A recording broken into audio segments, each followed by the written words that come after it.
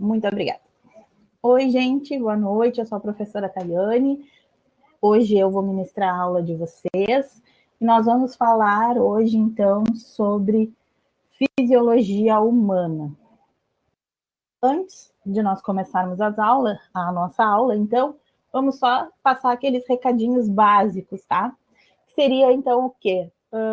Se inscrevam lá no nosso canal do desafio, ativem o sininho para receber as notificações da aula e deixem um like, que aí o YouTube entende que a aula é legal, é boa, bacana e começa a sugerir. Se vocês puderem compartilhar, então, eu agradeço. Para nós vai ser uma grande ajuda.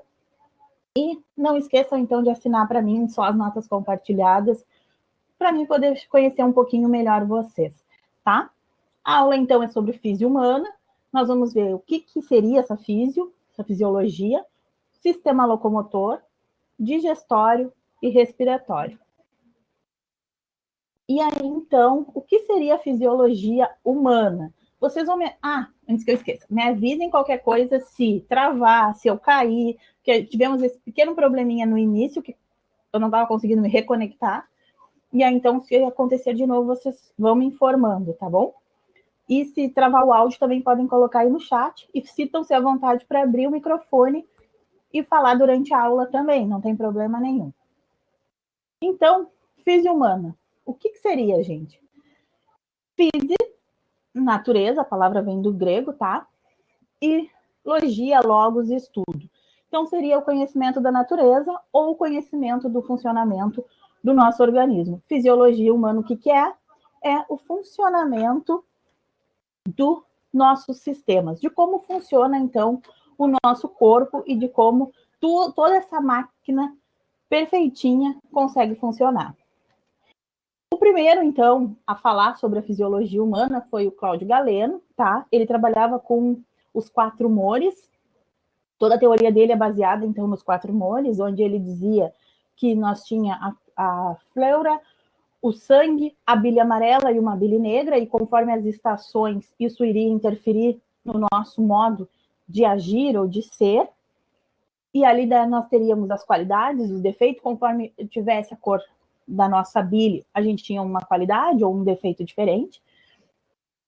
Então, isso foi na Grécia, em 2.500 anos, tá? E ele fazia dissecação de primatas, que era o mais próximo do ser humano, e ele conseguiu grandes feitos e grandes evolução, porque foi ele que viu que, a partir dos rins, que era filtrado se tinha urina, e que também o sangue passava por todo o corpo, e ele achava, nos estudos dele, que o cérebro era o que iria comandar tudo, ou que comandaria tudo. E aí, após ele, nós temos o Andreas Vesalius, que aí já fazia dissecação humana, tá? Ele foi o primeiro, então, a fazer um atlas do corpo humano, que é o De Humani Corpus Fabrica, que então é a fábrica do corpo humano, né? Que ele publicou em 1543, e foi, então, o primeiro livro e atlas que nós conhecemos como são os nossos sistemas, são os nossos órgãos e como nós estamos. E ele foi o primeiro, então, a descrever todo o funcionamento do cérebro e dos ossos cranianos. Ele era muito ligado aos ossos. Ele achava que o que sustentava o corpo eram os ossos. Então, tudo dependia dos ossos, não dos outros sistemas. Para ele, o fígado, então, era o centro de todo o sistema vascular, e ele não considerava o coração, e sim o fígado.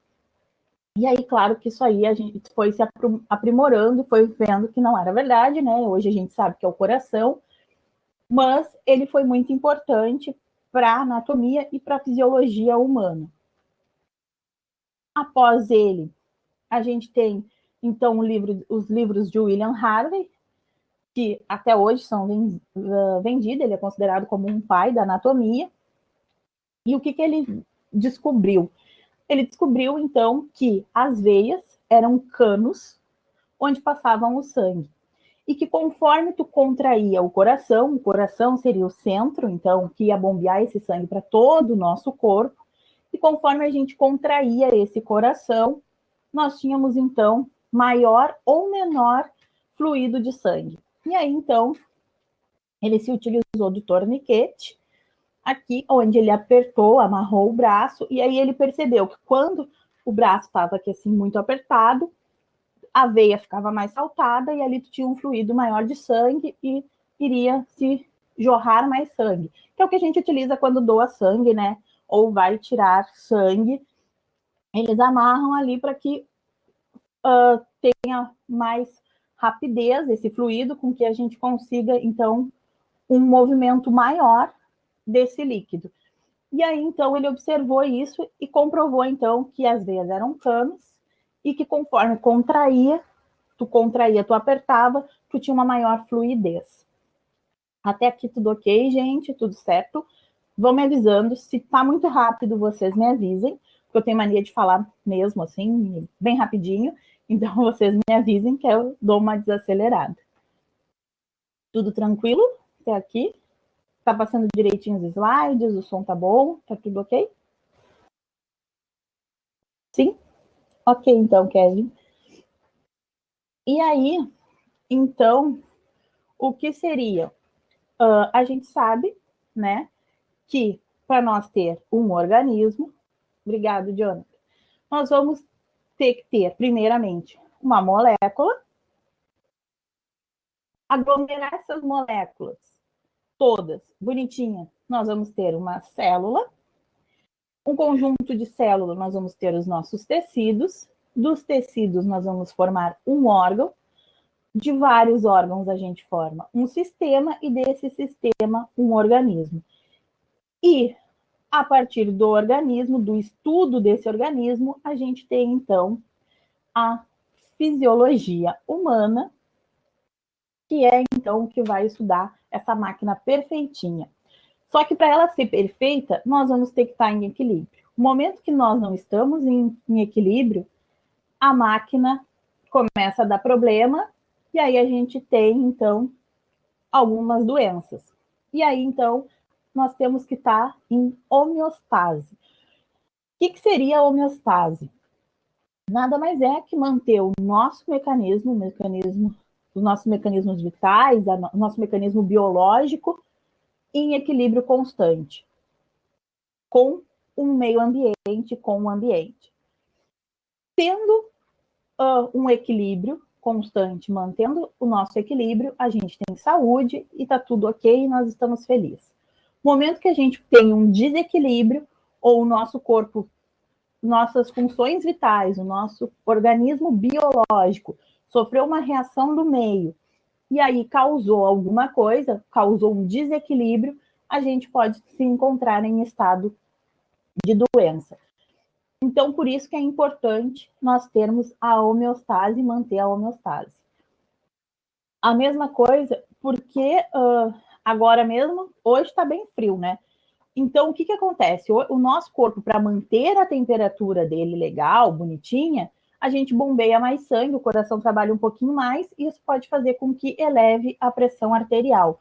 Então, geralmente, quem é hipertenso tende a ter um controle maior, porque a pressão no inverno fica um pouco mais elevada do que no verão. É por isso, porque o nosso corpo, o coração bombeia mais sangue, precisa trabalhar um pouquinho mais para manter, então, o nosso sistema aquecido e melhor. Então, isso é um dos fatores que ocorre que quando, para não haver esse desequilíbrio, essa homeostase ficar ok, é um mecanismo que o nosso corpo tende a fazer.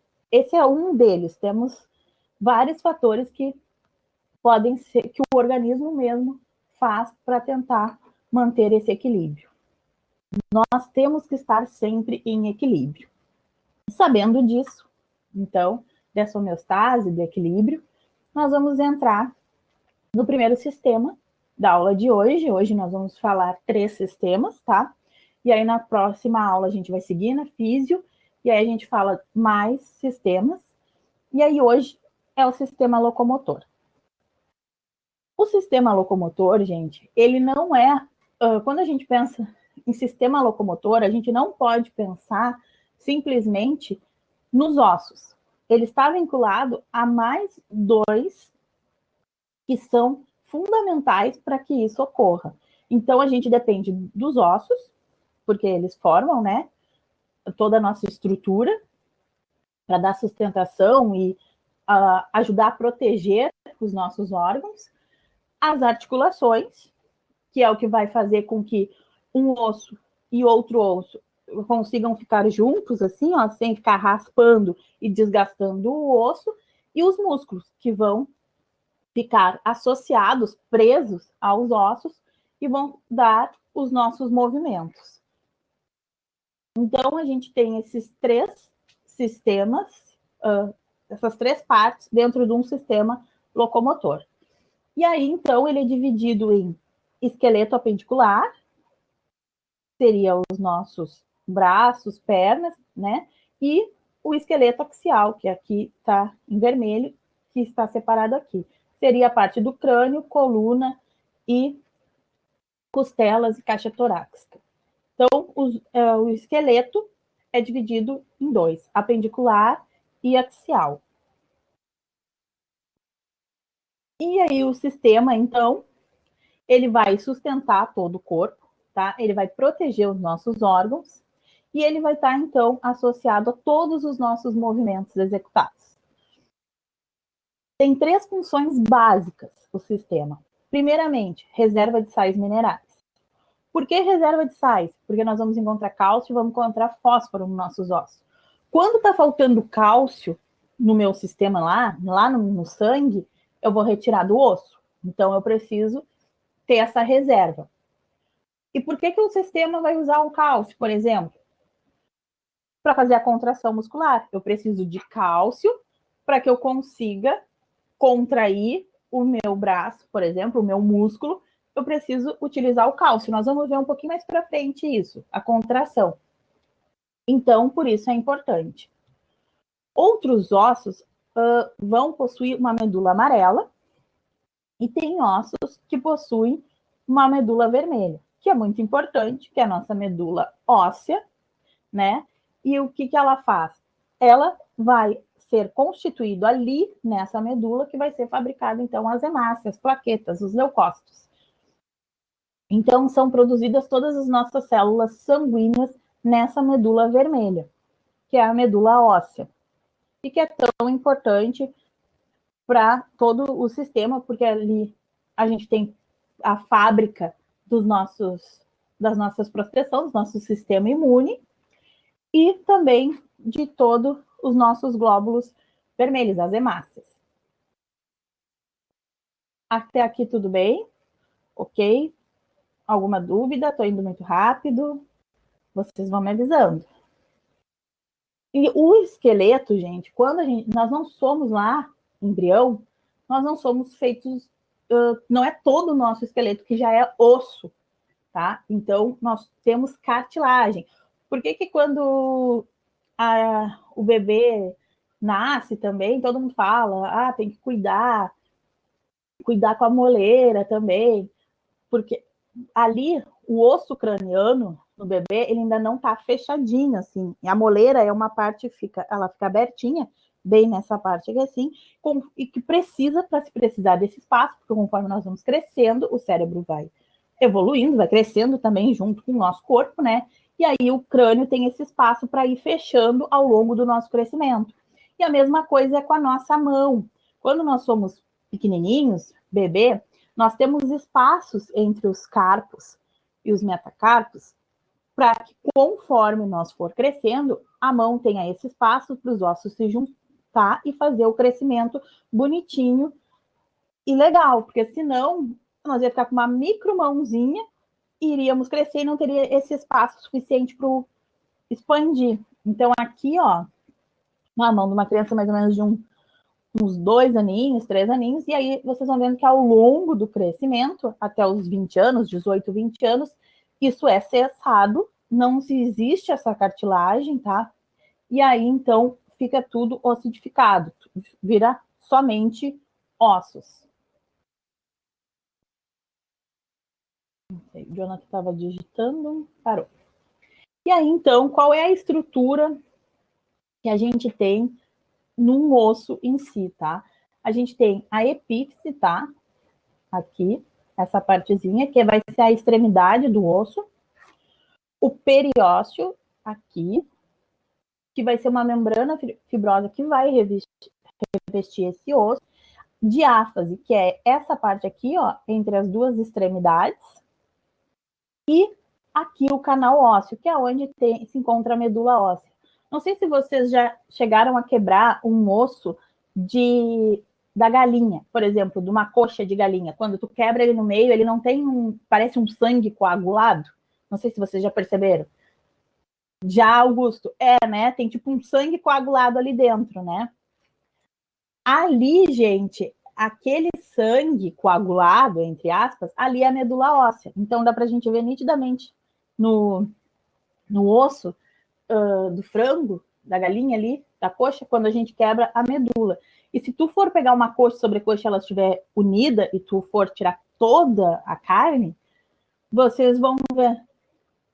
Ah, é verdade, tem um joguinho, isso mesmo. Que é tipo fica uma forca, assim, uma forquilha, não sei exatamente o nome correto, e aí tu quebra, né? Aí tem quem fica com menor perde, é isso? Ou quem fica com maior? Ah, tá. É. Ah, eu conheço esse joguinho também, sei qual é. E aqui em casa nós fazíamos também. E aí, se vocês forem pegar uma coxa e uma sobrecoxa junto, quando tá unindo ali o osso da coxa e da sobrecoxa, vocês vão ver direitinho todas essas estruturas e vocês vão ver o ligamento, vai ter um canalzinho branquinho no meio entre um e outro, e aí vocês conseguem ver aquela cartilagem, uma coisinha que solta assim na cabecinha do osso do frango, não tem às vezes, que fica da coxa meio amarelada, a cartilagem, e dentro tem um ligamento, quando tá as duas unidas, né? É pena que aqui não dá pra gente fazer, tirar tudo, porque não dá nem tempo também, para vocês verem direitinho. E aí, então, nós vamos ter os ossos longos, curtos e os chatos, tá? Como longo, o fêmur, um exemplo. Os pequenininhos, a gente tem os curtos, os metacarpos, ou os carpos, né? Que é os pequenos dedinhos os pequenos ossinhos dos nossos dedos. E chato, um exemplo é o osso até da escápula ou da bacia. E aí, então, as juntas, ó, e as articulações. Nós vamos ter juntas que são fixas, que aí são as juntas do crânio, que elas são só para grudar mesmo, juntar ali os ossos cranianos, e elas não vão ter flexibilidade, elas não vão se movimentar. E aí, então, a gente tem as articulações, que são aquelas que se movimentam. A articulação, então, bola, soquete, como podemos chamar, é essa aqui do nosso ombro, ó. Se nós analisar, a gente consegue fazer esse movimento de rotação. A do nosso cotovelo ou do joelho é tipo dobradiça, ó, que aí a gente consegue dobrar. Então, são dois tipos de articulações: bola soquete ou dobradiça, além daquela fixa que é no crânio. Além dessa articulação, que é tipo uma massinha, assim, que não deixa o osso roçar no osso, a gente tem os ligamentos, que é como se fossem uns fiozinhos, assim, que vão agarrar, segurar e prender um osso no outro. Então, aqui, ó, esse aqui é o famoso ligamento cruzado, que geralmente os atletas, né, os jogadores de futebol, às vezes eles sofrem lesão no ligamento cruzado. É esse ligamento aqui, ó, fica ali no joelho. Esse é o ligamento cruzado, só para vocês terem uma ideia da imagem, de aonde é. Então, não é nada mais que um canalzinho mesmo, tipo um caninho, que vai segurar e prender um osso no outro. E ele pode romper também. Então, além dele poder esticar, ele pode simplesmente romper. E aí entramos, então, no sistema muscular, que vai ser, então, que vai nos dar a capacidade de locomoção junto com os ossos e a articulação. Nós vamos ter em torno de 600 músculos, mais ou menos, em todo o nosso corpo. E 40 a 50% do nosso peso é proveniente dos nossos músculos. Aí, então, nós temos o não estriado, estriado esquelético e estriado cardíaco. Então, o músculo cardíaco, ele, então, é vigoroso e involuntário, a gente não fica mandando ele, né? Bombeia sangue, bombeia sangue, bombeia sangue. A gente não fica falando isso pro coração, ele simplesmente bombeia sozinho. É involuntário, ele faz por ele mesmo. E vigoroso por quê? Porque é com força, é bem rápido para que chegue sangue em todo o nosso corpo. O músculo esquelético é voluntário e vigoroso também. Mas por que voluntário? Não é que a gente mande ele fazer, mas é muito rápido a sinapse, o nosso neurônio manda muito rápido o comando que eu tenho que esticar o meu braço, ou que eu tenho que sair daqui onde eu estou e até o outro lado da sala.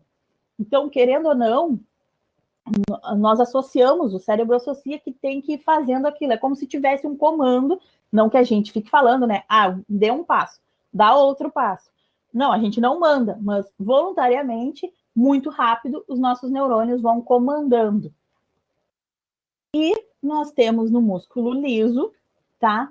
Ele é lento e involuntário, que é os nossos músculos, então, como os movimentos peristálticos, que a gente vai ver no esôfago, é lentamente, involuntário. A gente não fica mandando o esôfago descer o alimento para o nosso estômago. Ele vai fazendo sozinho e bem devagar, bem lentamente, tá? E aqui eu trouxe o exemplo, essa fotinha da carne, só para vocês verem um músculo estriado, tá? Esquelético, que seria da carne, e as estrias é esses risquinhos brancos que a gente vê na carne quando a gente compra. Então, é só um exemplo de músculo estriado esquelético, só para tentar aproximar da realidade, assim, para vocês terem uma ideia melhor do que só essas fotinhas. E aí, então, a gente tem a nossa contração muscular. Gente, a contração muscular, se vocês aumentarem aí a imagem na tela de vocês, vai dar para vocês verem bem direitinho aqui. O que acontece? Para a gente contrair, a gente precisa, então, que um neurônio, tá? Mande a mensagem para o nosso músculo, essa mensagem que eu tenho que contrair. E aí, o que acontece? A gente vai utilizar a acetilcolina, tá? E aí, o hormônio libera a acetilcolina por um tubo, tá? Que é o túbulo T. E esse túbulo T vai lá nas fibras musculares, vai dizer que eu quero que contraia ela, que eu quero fazer este movimento. Peraí, aqui, ó, esse movimento aqui. Só que para mim fazer isso, eu preciso que o quê? Aqui, ó, tem actina e miosina. Para elas estão assim. Para contrair, a actina tem que, assim, ó, como se encontrasse e deslizasse, vamos dizer, pela miosina. Só que eu não consigo fazer isso porque eu tenho uma coisinha chamada tropamina que fecha um buraquinho. Então aqui, ó, não sei se vocês estão vendo, é como se fosse um taquinho de golfe com uma cabecinha. Então eu preciso o quê? Do cálcio. Porque o que o cálcio vai fazer? Então eu vou liberar íons de cálcio, tá? Entrou o sinal da acetilcolina pelo meu tubo T. Entra bonitinho aqui, chegou lá na fibra muscular e tudo, mandou um sinal. Eu quero contrair meu músculo. Só que eu não vou conseguir deslizar a actina para cima da miosina. Então, a cabecinha do meu taco vai pegar um íon de cálcio, grudar ele. No momento que ela faz isso, ela gasta um ATP, libera uma energia e deixa livre. Aí aqui assim que estava ocupado, por exemplo, com a tropamina cai fora, deixou livre, e aí ela vai e encosta, e aí eu consigo fazer aqui o movimento de contração. Então, essa cabecinha aqui, ó, do taco, pega o cálcio, coloca aqui, aí ele anda, solta, libera o ATP, e aí se gruda na miosina. E aí, então, a actina vai deslizando, como se fosse deslizando para dentro da miosina, por cima ali, e aí eu vou tendo a contração. É como se eu tivesse aqui, como se eu tivesse, então, como se eu tivesse amarrado aqui, ó. Toda vez que eu pegasse o cálcio, tá? Ó, eu pego o cálcio e vou liberando uma energia, e aí então eu vou contraindo. No momento que essa cabecinha soltou o cálcio, ó, soltei a minha cordinha, vai relaxando. Pega o cálcio, puxa aqui pela cordinha, contrai e libera energia. E assim sucessivamente. Deu para entender, gente? Posso seguir? Me avisem qualquer coisa.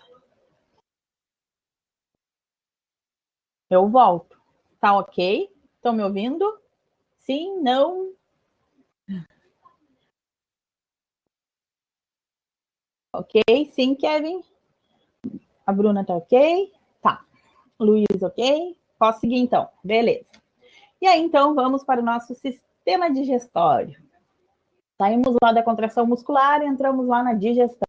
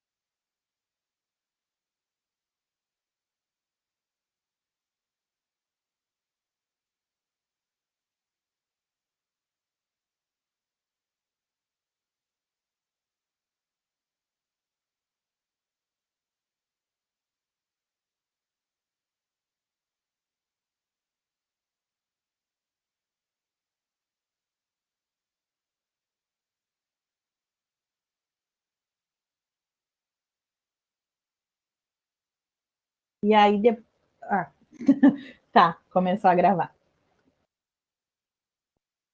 Então, gente, como eu estava falando, o sistema digestório, tá? Então, é transformar moléculas grandes em moléculas menores e a gente absorver todos os nutrientes. Então, vai ser dividido em basicamente 4 etapas: ingestão, digestão, absorção e ejeção, ok? E aí, então, primeiramente, né? Como é o nosso sistema digestório?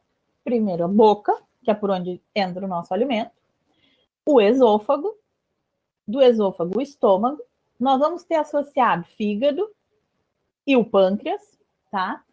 Intestino delgado, intestino grosso, reto e finalizando o ânus. Então é como se fosse um tubo inteiro que vai sair direto.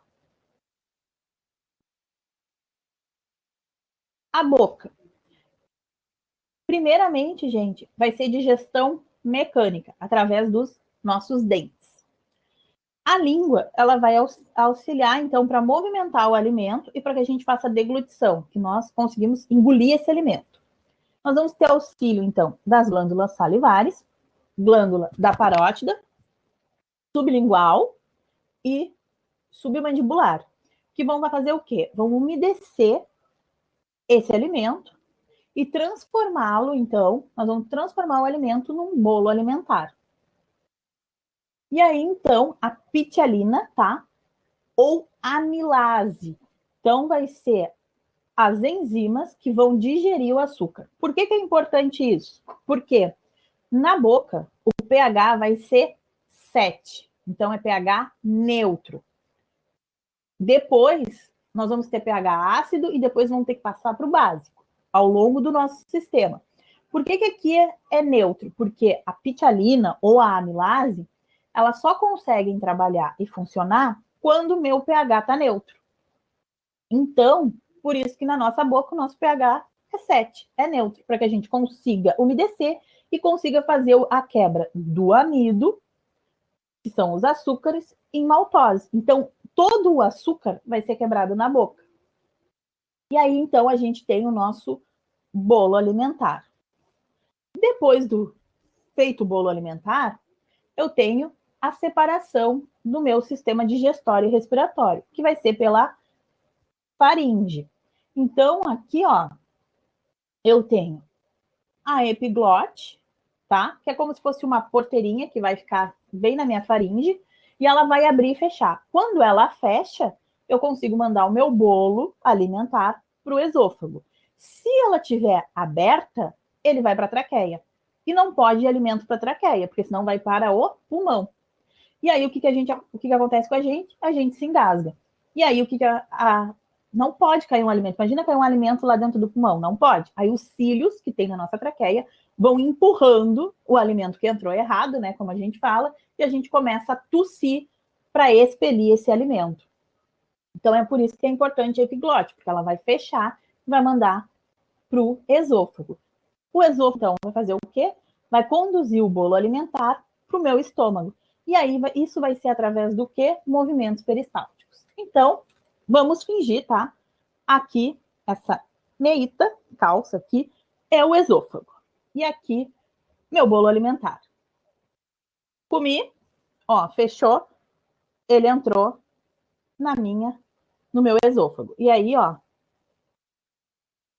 vai indo até chegar o meu estômago assim, bem lentamente e com esses movimentos peristálticos. É só para vocês terem uma ideia, tá, gente? Então, desculpa pela o material, tá? Didático que a professora está usando para ilustrar para vocês, mas era o que dava que eu tinha em casa. Então, é só para vocês irem tentando se aproximar. A partir do esôfago, o alimento de pH 7 cai no estômago. O estômago é totalmente ácido, pH 2, mais ou menos 2. E aí, então, lá nós vamos ter ácido clorídrico, HCl, que vai fazer o quê? Causar a morte de muitos micro-organismos, mas também é graças a essa acidez que eu vou ter pepsina, fazendo com que eu tenha a quebra de proteínas. Então, lembrando, para quebrar açúcar, meu pH tem que ser neutro, 7, lá na boca.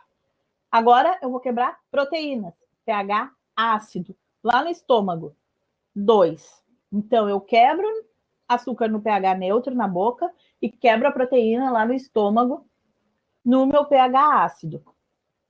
E aí, então, por isso que é importante. E o Enem gosta de cobrar, de trazer os pH, se tem diferença ou não tem, ou se é tudo a mesma coisa. Eles gostam de fazer essas brincadeirinhas, às vezes, de trazer coisas com pH.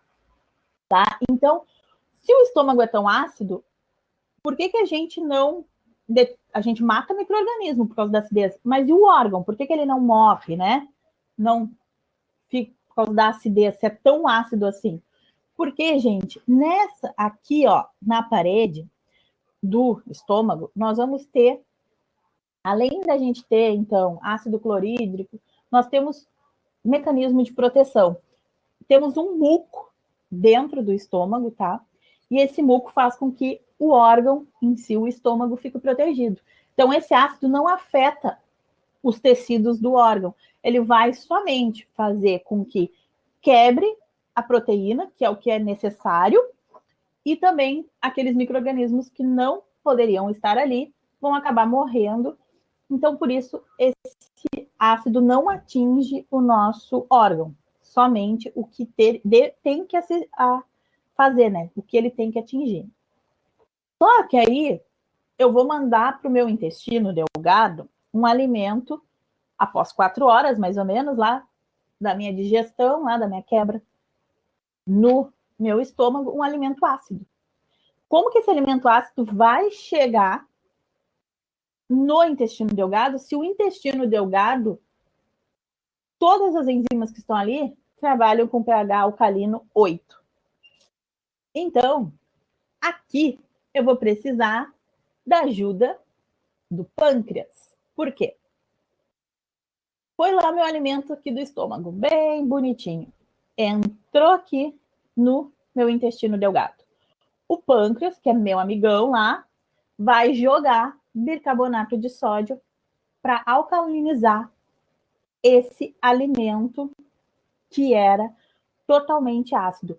E o alimento é o quimo.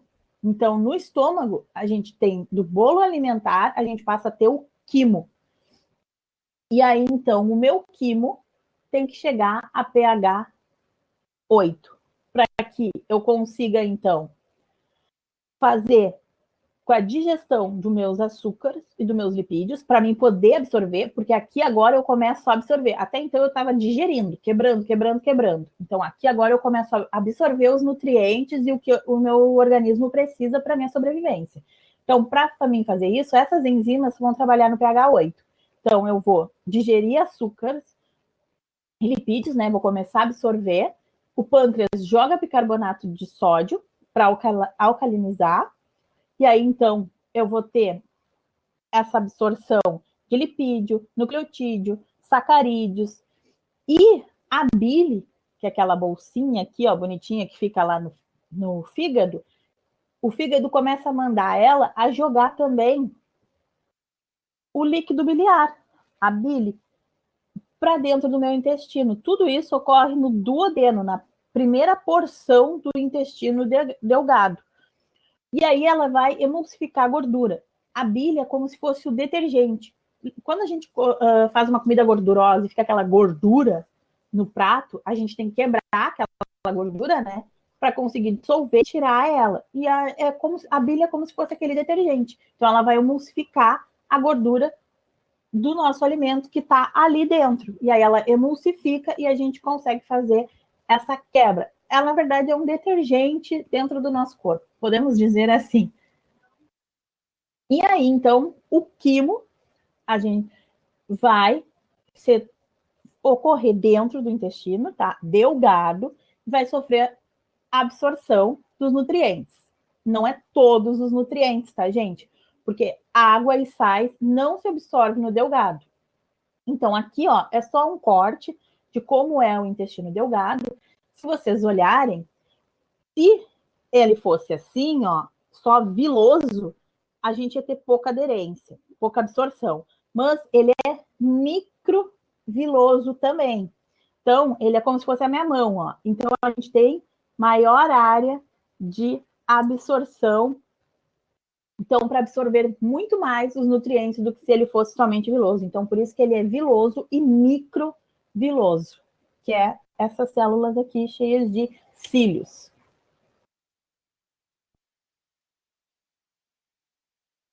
E aí, gente, no intestino, no...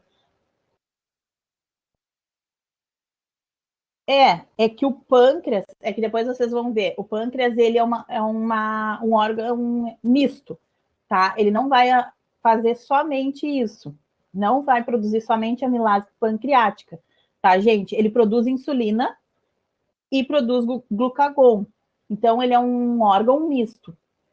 Então, vocês não podem se deter que ele vai produzir só amilase pancreática. Depois vocês vão ver lá em sistema endócrino as funções do pâncreas bem direitinho. Por isso, e aí, agora eu falei, ele produz insulina. Insulina é uma proteína, tá?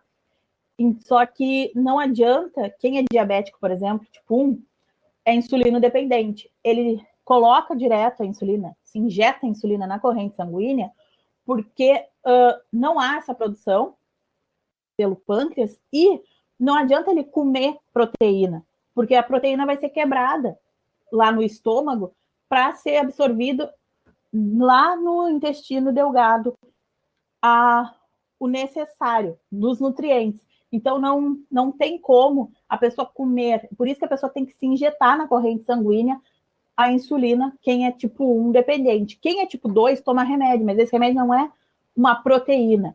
É o remédio do diabetes tipo 2, é para as pessoas forçarem o pâncreas a desenvolver a produção de insulina, porque geralmente o diabetes tipo 2, ele produz insulina, só que em pouca quantidade. O diabetes tipo 1 não produz insulina, então por isso que tem que injetar insulina. Mas vocês vão ver lá depois direitinho sobre o pâncreas, que além dele produzir amilase pancreática, tá? e liberar bicarbonato de sódio, que é uma das coisas mais importantes que o Enem cobra, que é isso. Como é que ocorre tirar o quimo lá do ácido para o básico? Então, esse eles cobram muito. Em sistema digestório, eles vão pedir isso, mas também é importante você saber que é um órgão misto e que ele vai produzir insulina e glucagon, mas aí é no sistema, falando lá do nosso sistema. Gente, fugiu a palavra agora. Acabei de falar para vocês. Do endócrino, lembrei, do nosso sistema endócrino, lá dos hormônios e tudo mais, tá bom? Voltando, então, o intestino grosso, então, ele vai ter absorção de reabsorver a água. E aí, então, a gente tem o quilo, ou a quilificação. Ele absorve água, sais minerais, e aqui, no intestino grosso, a gente produz a vitamina K e a vitamina B12.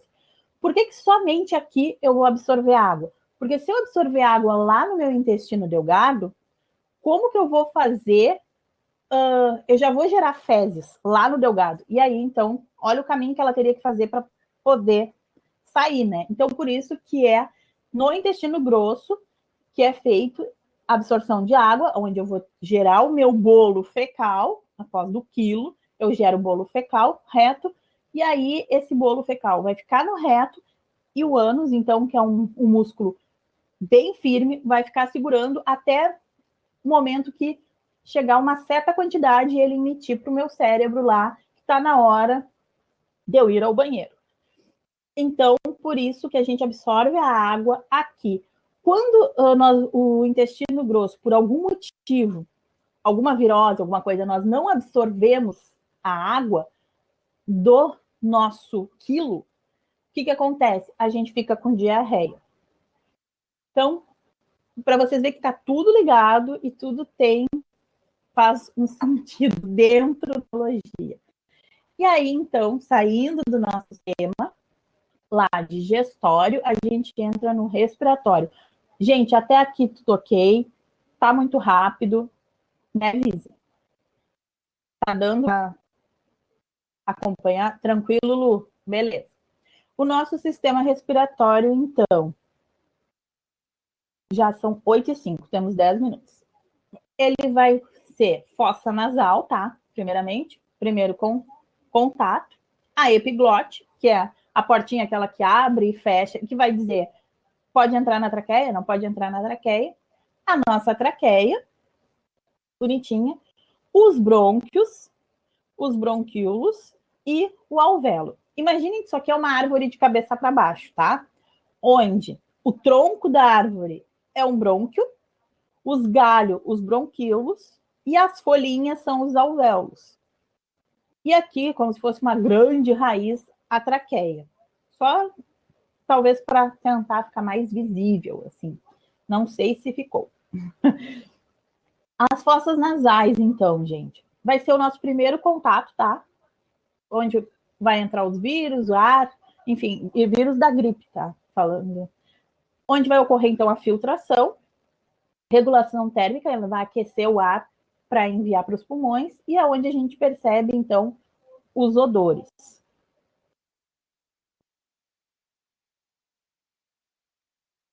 A faringe, então, vai dividir o sistema digestório do respiratório através da deglutição, ou abre e fecha a nossa epiglote. No momento que a epiglote está fechada, a gente vai mandar o alimento para o esôfago. No momento que a epiglote está aberta, a gente vai respirar o ar e enviar na traqueia para os pulmões.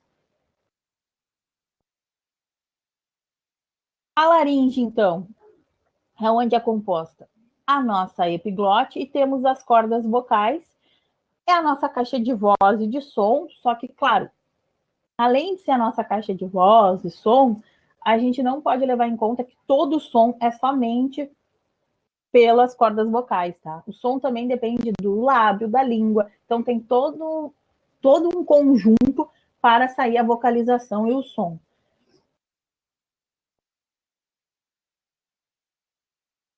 A traqueia, então, gente, ela é composta de anéis, tá? Cartilaginosos, que vão dar firmeza a ela, para que ela não simplesmente tá assim e pudesse quebrar. E também para que quando, por exemplo, às vezes tem uma reação alérgica e a tendência é que a gente começa a ficar com a respiração fraca, né? Como se fosse faltar o ar.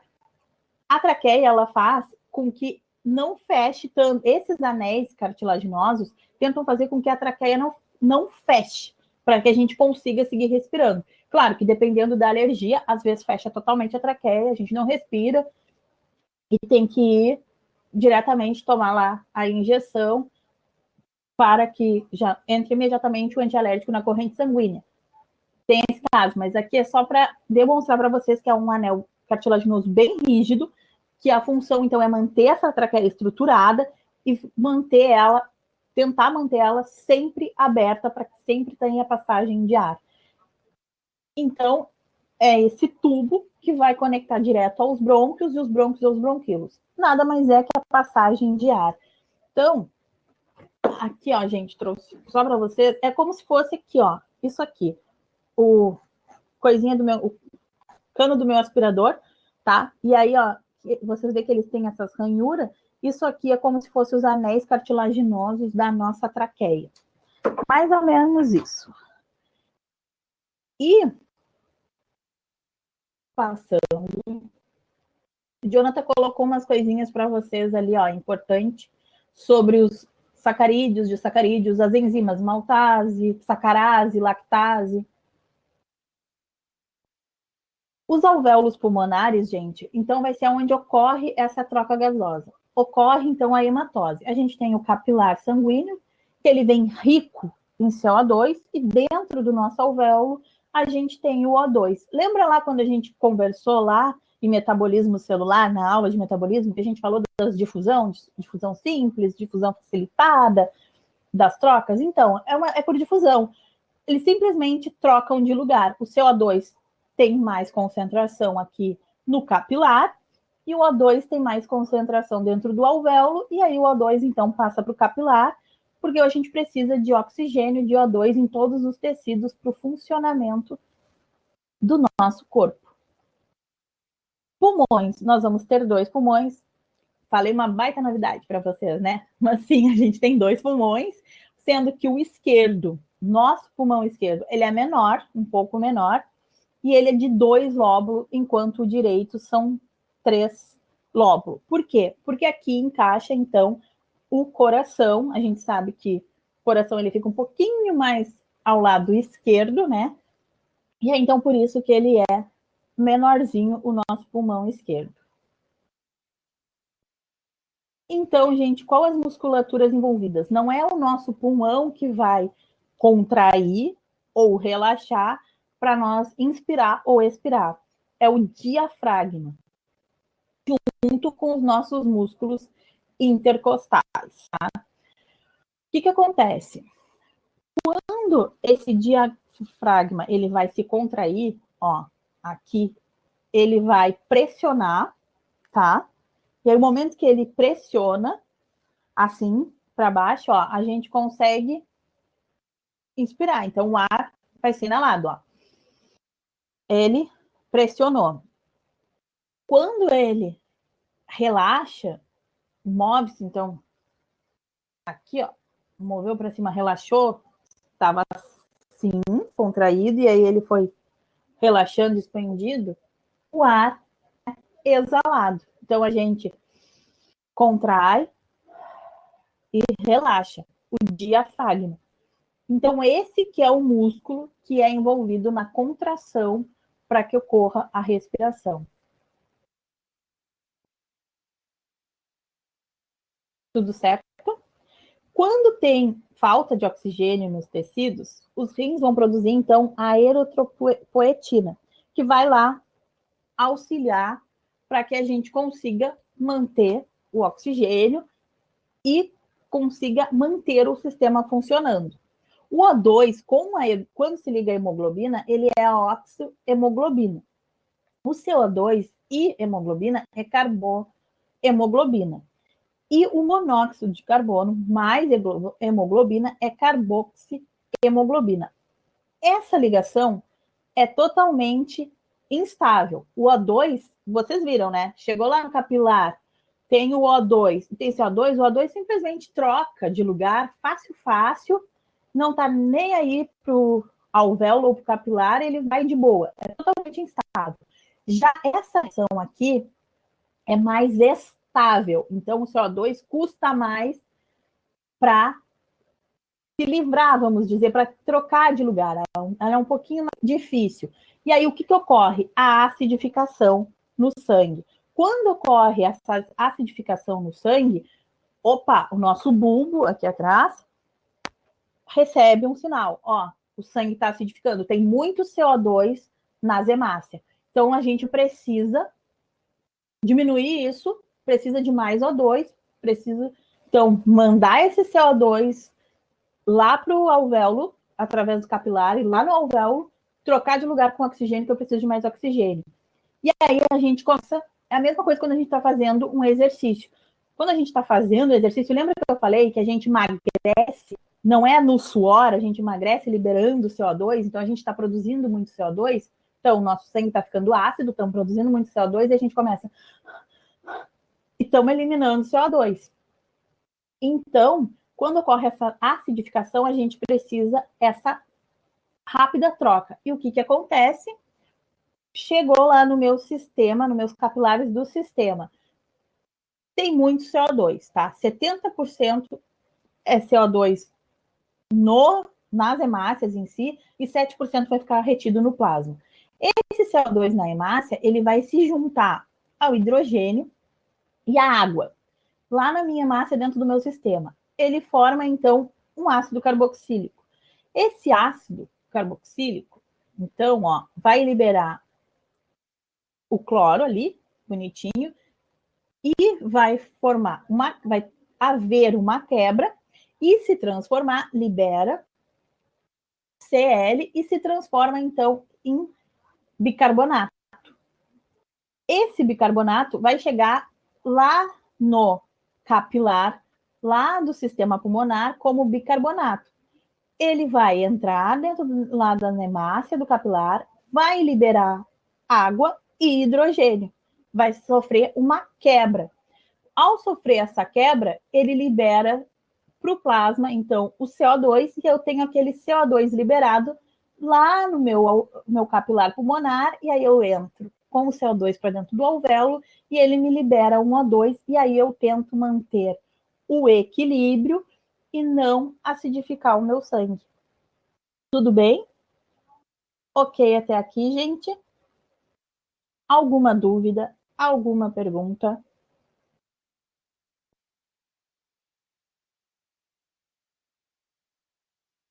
Tranquilo, Augusto? E, gente, vai ter uma aula só sobre Covid, tá? Doenças. Não, vai cair sobre Covid bem rapidamente, que já deu o nosso horário. Tranquilo, Kevin? São 8h16, mas o Covid entra primeiramente no nosso narizinho. Então, primeira coisa, vamos filtrar, vamos tentar fazer com que ele não chegue lá no nosso pulmão. Para isso, começa, então, a coriza do nariz, ou dor de garganta, e tudo que é a primeira inflamação, primeira reação do corpo como defesa. Passou por essas barreiras, pelas primeiras barreiras, ele chegou no pulmão. Tem pessoas que isso acaba agravando. E o que acontece? Ele se agrava, e aí ele cria uma infecção no pulmão, e aí no pulmão começa a se ter infecção, o corpo começa a reagir para combater essa infecção, aumentar a temperatura, fazer a febre, e aí com isso começa a liberar água, aí o pulmão começa a encher de água, o pulmão fica mais rígido, mais duro, e aí nesses casos a gente tem uma pneumonia severa, e aí a gente não consegue mais ter essa troca simples, bonitinha, do oxigênio para os tecidos. E aí, então, por isso que a gente necessita de um respirador para que ele consiga, então, manter o oxigênio em todos os tecidos, em todo o nosso sistema. Bem rápido, bem resumidamente, seria isso, tá? Mas a gente vai falar detalhadamente na aula de doenças. Vamos trazer o vídeo como uma das doenças do Enem, que cai no Enem, né? Não do Enem, que cai no Enem. E aí, então, a gente conversa bem mais detalhadamente sobre isso.